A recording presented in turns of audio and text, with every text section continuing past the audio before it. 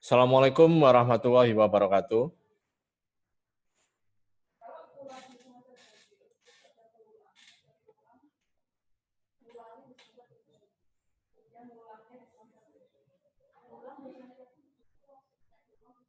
Baik, Assalamualaikum warahmatullahi wabarakatuh.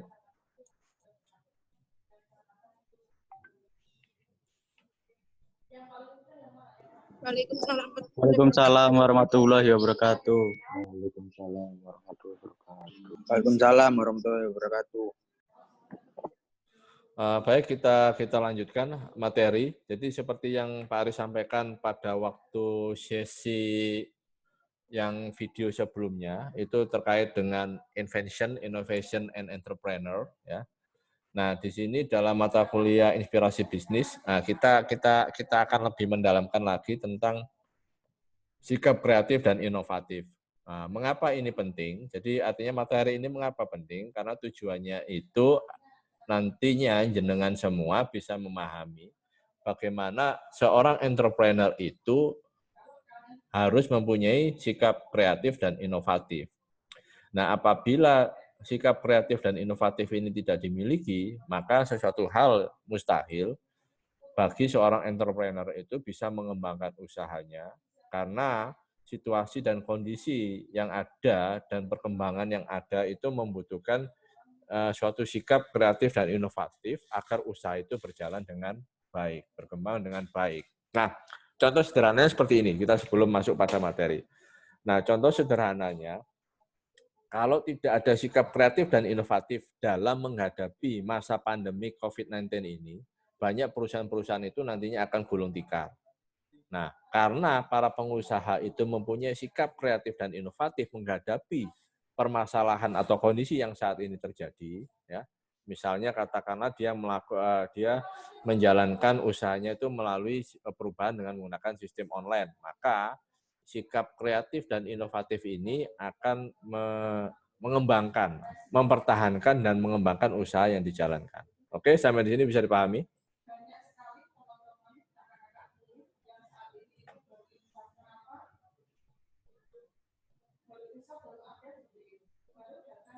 Baik, latar belakangnya mengapa sikap kreatif dan inovatif ini sangat penting, karena sebagian besar ya lulusan perguruan tinggi ini akan diserap oleh dunia bisnis dan industri. Nah, jenengan bukan hanya diserap oleh dunia bisnis, tapi jenengan adalah yang menjalankan dunia bisnis, yang menjalankan bisnis. Jadi, yang diserap oleh dunia bisnis saja membutuhkan sikap kreatif dan inovatif, apalagi yang menjalankan dunia bisnis kan begitu. Ya. Kemudian yang berikutnya ya adanya kalau langsung aja lah ini bisa dibaca sendiri ya slide-nya. Yang terpenting adanya perubahan situasi dan kondisi. Kita nggak tahu kalau sekarang menghadapi situasi kondisi seperti saat ini pandemi COVID-19. Nanti ke depan bagaimana? Belum lagi ada perubahan teknologi dan sebagainya. Nah ini yang poin-poin yang penting di sini. Nah.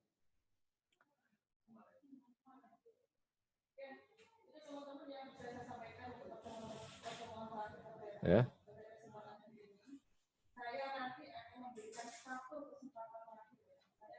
Nah, di sini ada problem solving. Nah, apa itu problem solving?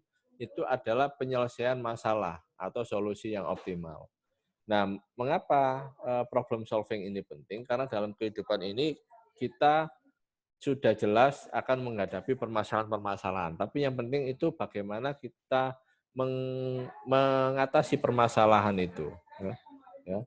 Jangan sampai artinya kita terjebak ataupun terhenti atau terhambat dengan adanya permasalahan sehingga tidak bisa melakukan hal-hal yang positif untuk pengembangan diri kita. Ya. Contoh, semua orang bekerja karena memiliki masalah, yaitu untuk memenuhi kebutuhan hidup. Nah, bagi seorang yang memiliki kreativitas, pemenuhan kebutuhan hidup ini tentunya akan berbeda dia tanggapannya dibandingkan dengan yang tidak memiliki kreativitas. Ya. Semua orang akan sudah jelas pasti akan butuh sesuatu untuk memenuhi kebutuhan hidupnya. Nah, bagaimana caranya ini masing-masing orang akan berbeda. Nah, Pak Aris harapkan yang jenengan semua adalah seorang entrepreneur itu tentunya cara mengatasinya adalah ya memang dengan solusi dengan jawaban sebagai seorang entrepreneur kan begitu ya. Nah, ini contoh misalnya, semua orang harus menikah karena mereka memiliki masalah untuk meneruskan keturunan dan menyantuni kelak di hari tua. Nah, bagaimana cara menghadapi jenengan pernikahan, bagaimana mengatur rumah tangga, nah ini kan juga butuh suatu ilmu. Demikian juga dalam hal untuk entrepreneur, jangan hanya hanya feeling saja atau institusi bisnis saja, tapi juga perlu adanya suatu ilmu untuk bisa mengembangkan itu. Ya.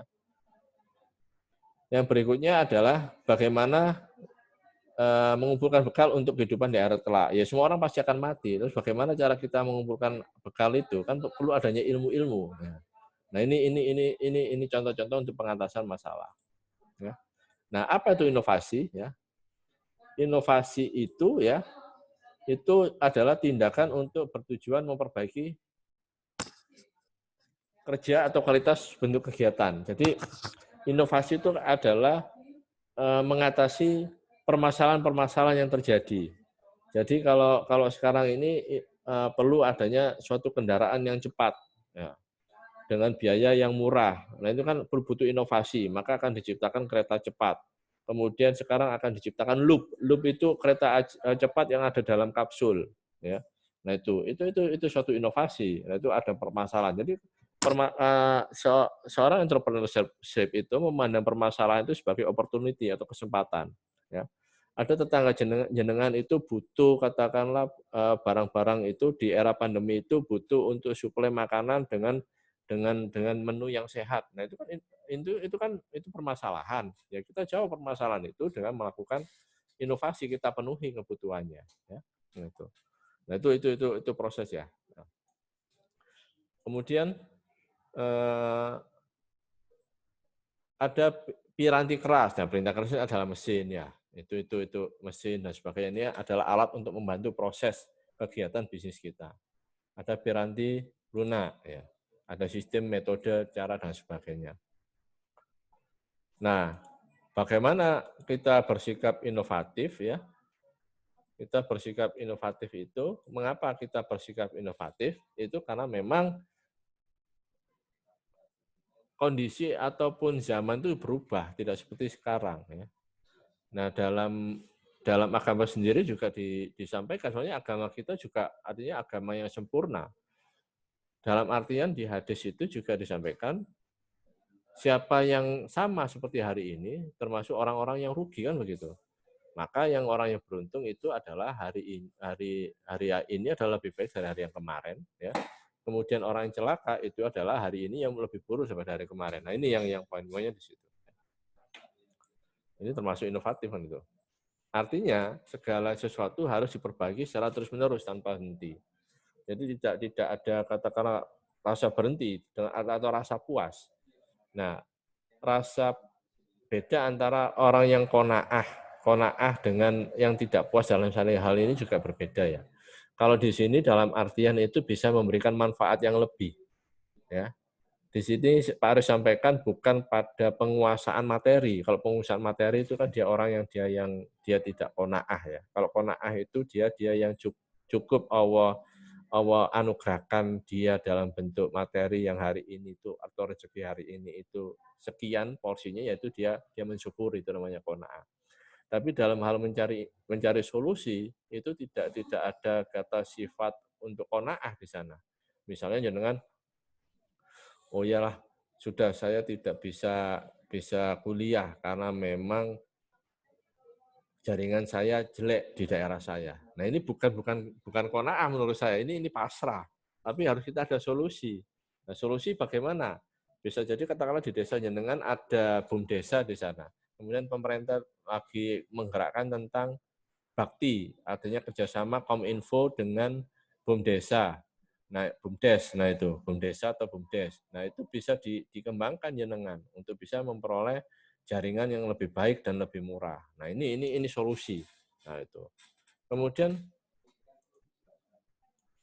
ya, konsekuensinya ya, siapapun harus bersedia berpartisipasi dalam memperbaiki kualitas kehidupan di segala bidang. Jadi kalau Pak Aris ingat, ya seperti di hadis ya, Khairunas anfa'ahum linnas. Jadi orang yang baik itu adalah orang yang bisa bermanfaat bagi orang lain. Nah itu. Jadi semakin jenengan bermanfaat bagi orang lain, semakin banyak manfaatnya itu yang orang yang baik. Nah itu. Nah ini.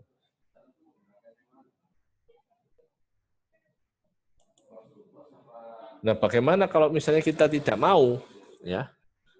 Maka ada pepatah yang mengatakan kalau tidak mau berinovasi maka akan mati. Nah, itu benar juga. Ya. Gitu. Coba jenengan bayangkan. Jenengan Pak Aris ingin jawaban ya. Masih mengalami yang namanya HP merek Nokia.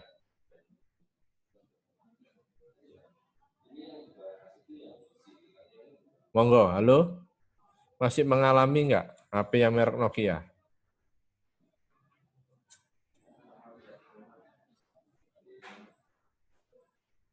Monggo.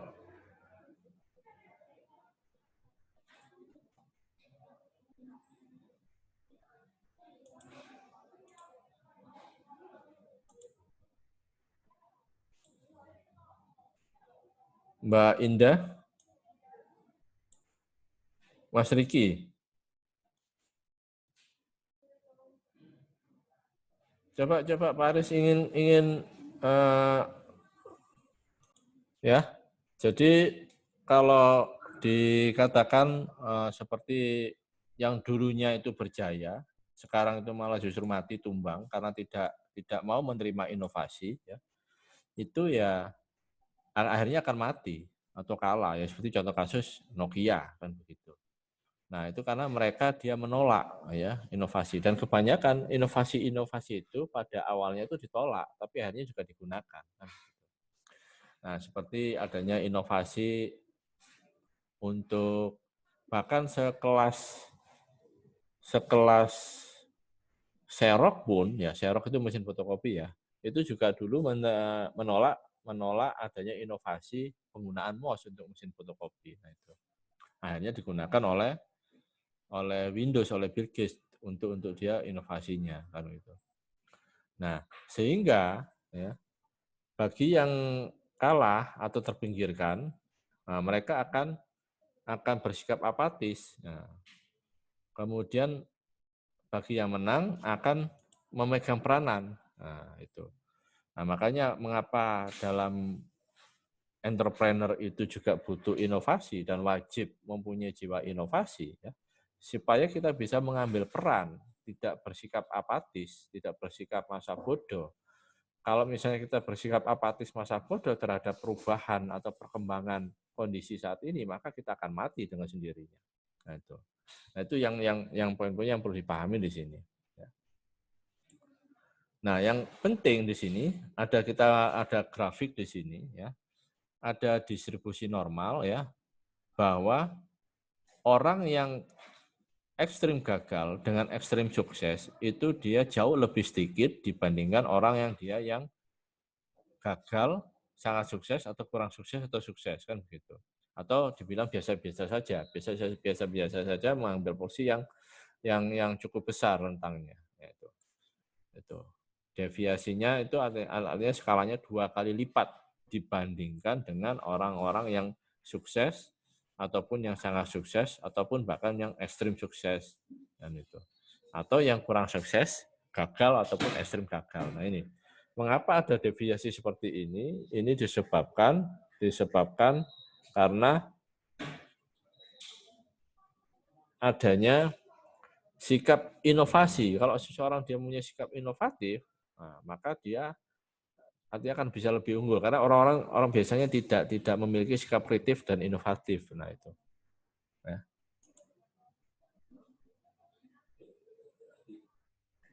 Loh, terus bagaimana untuk menjadi sukses ya? Langkahnya kita berpikir inovatif, kreatif ya. Paham metode untuk membangkitkan daya inovasi dan kreasi ya. Kemudian paham sikap negatif yang menghalangi ya. Kemudian memahami sikap positif yang bisa mendorong daya inovatif ataupun kreatif. Nah, ini karakteristiknya, jenengan bisa katakanlah bisa ya. Seorang dia yang inovasi, yang inovatif dan kreatif, itu dia memiliki karakteristik ya seperti yang ada di samping sebelah otak kanan kan begitu. Ya, otak kiri dan otak kanan. Ini yang memadukan dia untuk menjadi seorang yang inovatif. Kebanyakan ya orang itu 80% cenderung memilih salah satu gaya berpikir di atas ya. Dan yang hanya 20% yang mampu mengintegrasi keduanya. Kemudian yang sayangnya lagi, sistem pendidikan kita itu hanya berpikir pada otak kiri saja, tidak hanya pengembangan untuk otak kanan. Ya. Karena mata pelajaran atau mata kuliah yang ada itu justru hanya menuntut berpikir logis, analisis, dan akurat. Ya.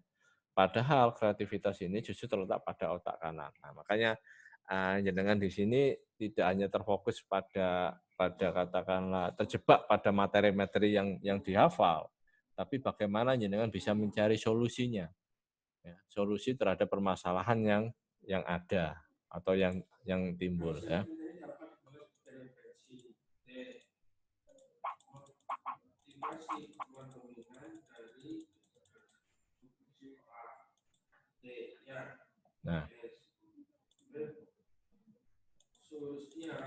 Nah, apa definisi kreativitas itu? Ya, adalah kecakapan dan ikhtiar individu untuk memperoleh gagasan yang baru dan berkualitas tinggi. Nah, jadi yang seperti Pak Aris dorong jenengan, misalnya bagaimana kita membuat suatu kegiatan yang beda dengan yang lain. Nah, itu tidak hanya pada rutinitas yang berkelanjutan secara terus-menerus atau dari tahun ke tahun tetap sama. Ya. Jadi di sini kreativitas itu adalah kecakapan atau kompetensi individu untuk mencari pemecahan permasalahan. Ya. Kemudian kecerdasan, kecakapan atau kompetensi untuk menangani masalah yang baru. Nah, jadi permasalahan problem solving-nya itu sudah terlihat.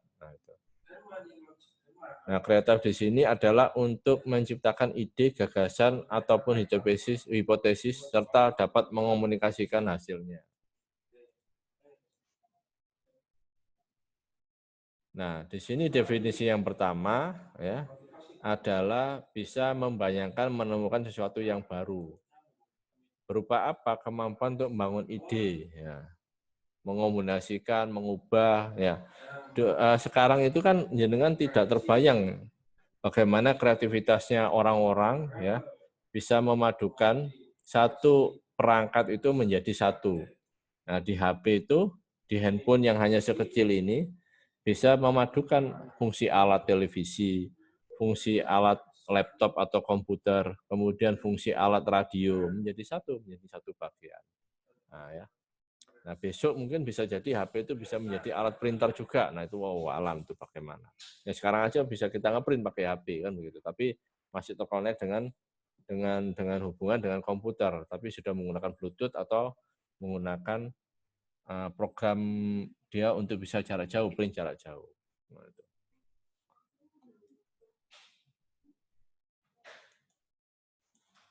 Nah, selanjutnya definisi berikutnya, kreativitas ini sikap untuk menerima perubahan dan pembaharuan. Nah, karena banyak orang-orang itu tidak mau menerima perubahan dan pembaharuan. Seperti halnya Nokia. Ya. Ya. Nah, contoh di sini. Ya.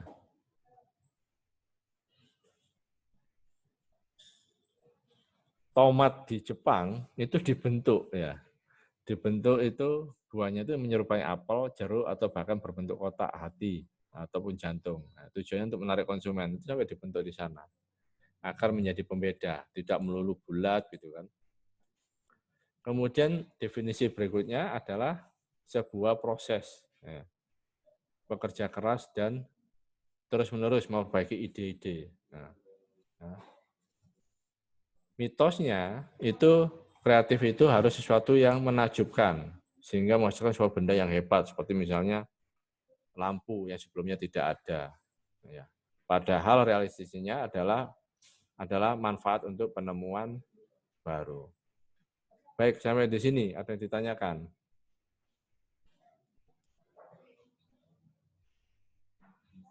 Kalau nggak ada ditanyakan, Pak Aris cukupkan di sini dulu. Pak Aris sambung lagi ya, di link yang sama ya. Baik. Baik, Assalamualaikum warahmatullahi wabarakatuh. Waalaikumsalam warahmatullahi wabarakatuh.